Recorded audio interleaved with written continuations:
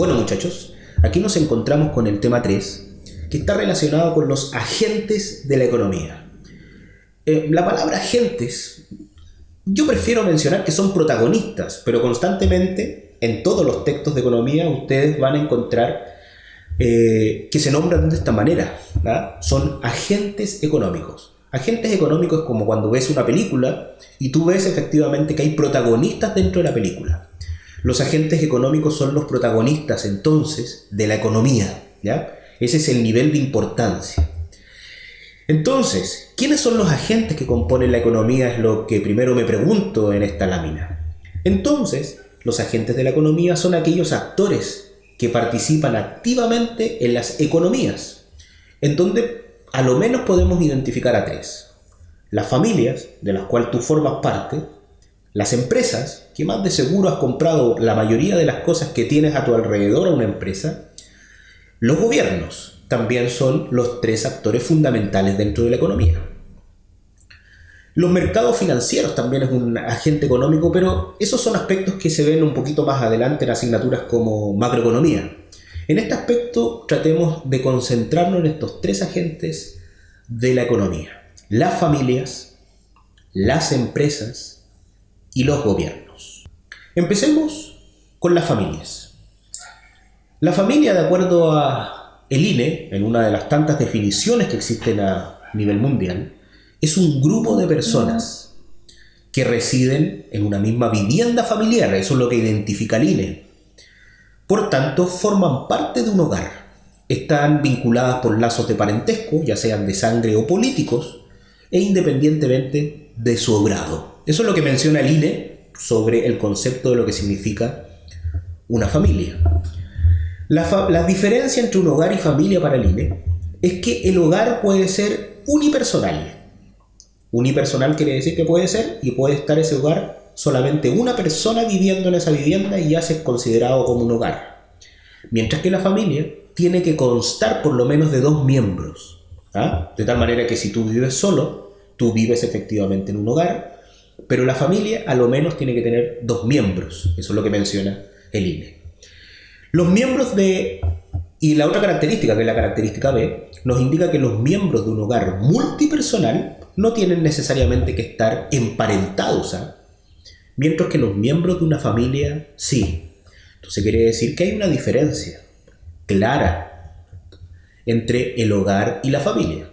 Más allá de esa diferencia, nosotros nos concentramos en que la familia efectivamente se encuentran en una vivienda y están relacionadas efectivamente a que satisfacen sus necesidades a través del consumo. ¿Te acuerdas cuando hablamos en una de las primeras de los primeros temas, en el tema 1, que en realidad las familias, por lo general y tú en lo particular, satisfacen sus necesidades a través del consumo de bienes y o servicios?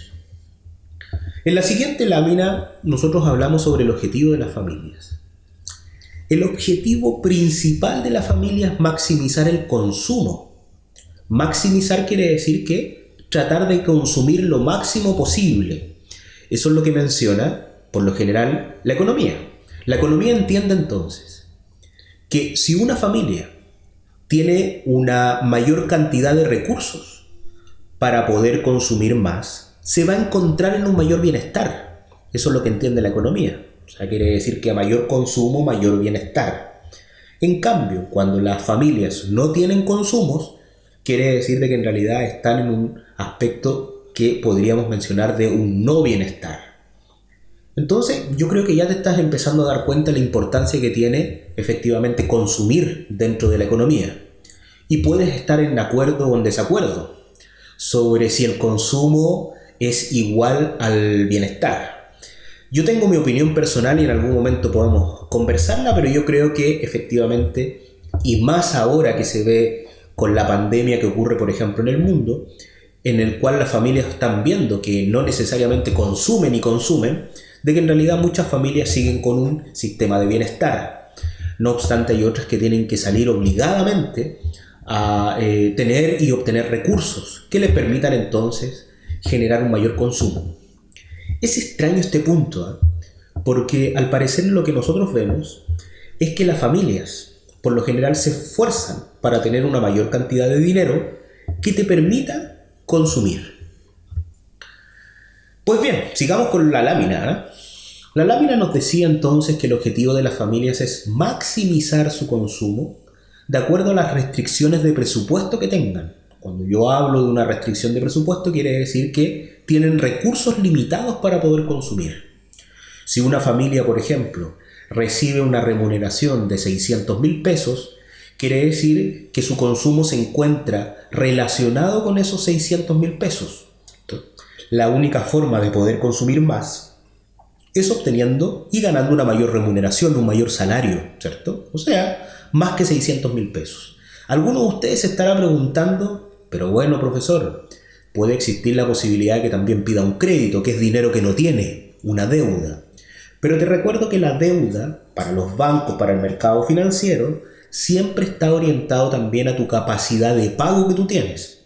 De tal manera que esos 600.000 pesos de esa familia hipotética que nosotros hemos inventado y que ese es su salario, quiere decir que el banco le va a dar efectivamente una cierta cantidad de dinero que tampoco va a ser enorme porque el aval que posee corresponde solamente a esos 600.000 pesos. Entonces, si nosotros continuamos esto, te recuerdo también que el salario es solamente una parte del ingreso, porque bien sabes que existen familias que también reciben transferencias del Estado, que tal vez los conoces, y te hago las comillas, ¿cierto? Que también las conoces a través de los famosos bonos o subsidios que son enviados por el Estado hacia esas familias que tal vez no tienen mucho dinero para poder consumir. Si nosotros seguimos con la siguiente lámina, nosotros ahora hablamos sobre las empresas. Las empresas son una forma de organización. O sea, quiere decir que es una organización, son dos o más miembros, ¿cierto? Que se unen para alcanzar un objetivo, ¿cierto? Ese es el concepto de una organización. Dos o más miembros que se unen para alcanzar un objetivo. Ahora, esto ha llegado, y si analizamos la legislación, también existen empresas que son individuales. Tal vez las has escuchado, ¿cierto? Las famosas EIRL, ¿cierto? Empresas de responsabilidad limitada, empresa individual de responsabilidad limitada. Pues bien, eso también se conoce efectivamente como una empresa, que en realidad es de un solo dueño, pero en realidad está forjado para proteger efectivamente su patrimonio. Más adelante vamos a ir tratando un poco más el concepto de las empresas para tener claramente más clara los sentidos que nosotros vamos a trabajar en este aspecto. Ahora bien, el objetivo de una empresa, y lo vamos a tratar de marcar así, a pesar de que pueden existir algunos otros autores que difieren en algunos puntos, el objetivo de una empresa es maximizar sus ganancias. Maximizar quiere decir que es obtener la mayor cantidad de utilidades, que lo podríamos definir como la diferencia entre el ingreso que recibe la venta de bienes y servicios y los gastos que provienen de contrataciones de factores de producción. En una economía que no tuviera impuestos ni nada, quiere decir que básicamente de esa forma yo saco las utilidades de una empresa. Si tú te das cuenta, la utilidad de una empresa sería entonces los ingresos que produzco y los gastos. Pero claramente esas utilidades van a estar antes de impuestos, porque en la mayoría de los países, como el nuestro, como Chile y como cualquier otro a nivel mundial, los estados te exigen un impuesto por generar producción al interior de su país. Eso quiere decir que también es un aspecto que yo tengo que considerar en mi flujo de gastos. Te recomiendo también que si quieres profundizar, las empresas tienen diferentes formas en nuestro país. Existen sociedades anónimas, sociedades de responsabilidad limitada, la que te nombré, la empresa individual de responsabilidad limitada, sociedades en comanditas, las cuales tú puedes ver, como te pongo al final de la lámina, en la página de impuestos del Servicio de Impuestos Internos. Incluso te agrego el link para que te sea más fácil encontrar esa información. Te sugiero que profundices en el concepto de esta empresa. Y el último de los agentes que nosotros vamos a tratar en esta economía, que es una economía más pequeña, te recuerdo que en asignaturas un poquito más elevadas como macroeconomía, vamos a ver también algunos otros agentes, ¿cierto? Y algunas relaciones que existen.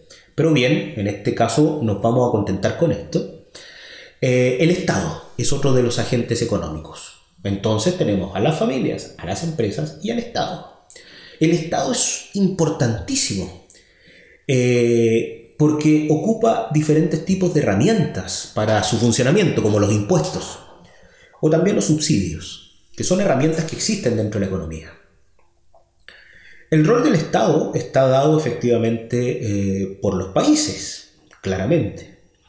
Y en esos países, cada uno de ellos cobran diferentes tipos de impuestos a las empresas y a las familias que residen en su territorio. De seguro tú debes pagar algún impuesto por ser persona natural, como impuesto a la renta, o tal vez algún impuesto que está relacionado con las contribuciones. O sea, puedes preguntarles a las personas que viven contigo, a tus padres, a tus hermanos, a tus tíos, abuelos, y preguntarles efectivamente cuáles son los impuestos que ellos deben pagar por el Estado. Es como una cuota que yo poseo por formar parte de mi país. Así que son aspectos que también son importantes dentro de estos conceptos que nosotros vamos tratando.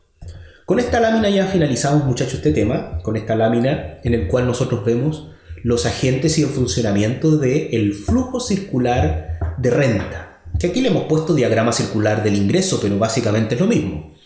Nosotros vamos viendo entonces que en este diagrama circular nosotros vamos viendo cómo esto va dando vuelta.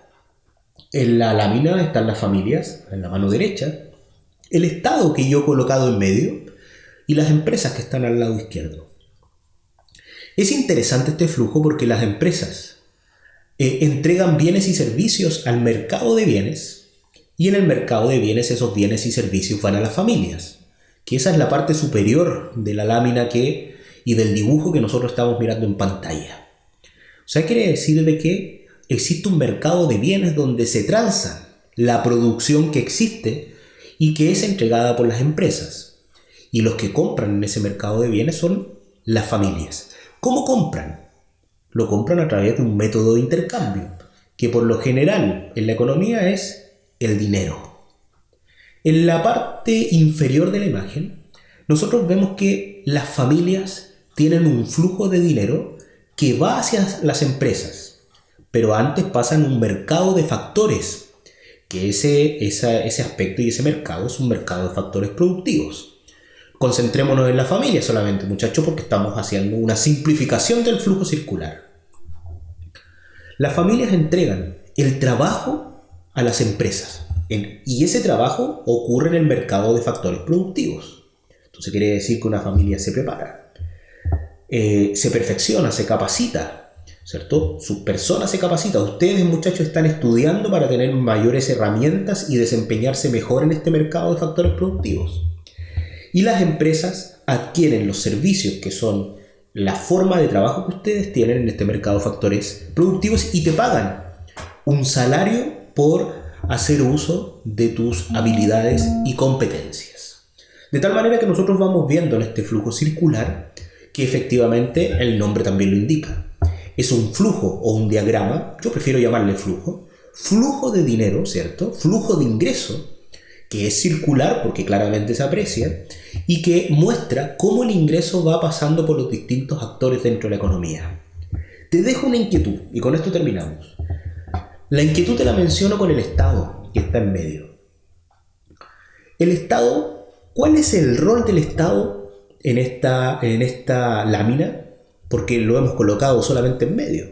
Pero ¿cuál es el rol? Te invito a que me respondas, de tal manera que si tienes alguna consulta no dudes en contactarme, y ya para la próxima cápsula trabajaremos efectivamente nuestro tema 4, que está relacionado con los sistemas económicos. Así que tengas un buen día y espero que te haya servido la información que nosotros hemos entregado en esta ocasión.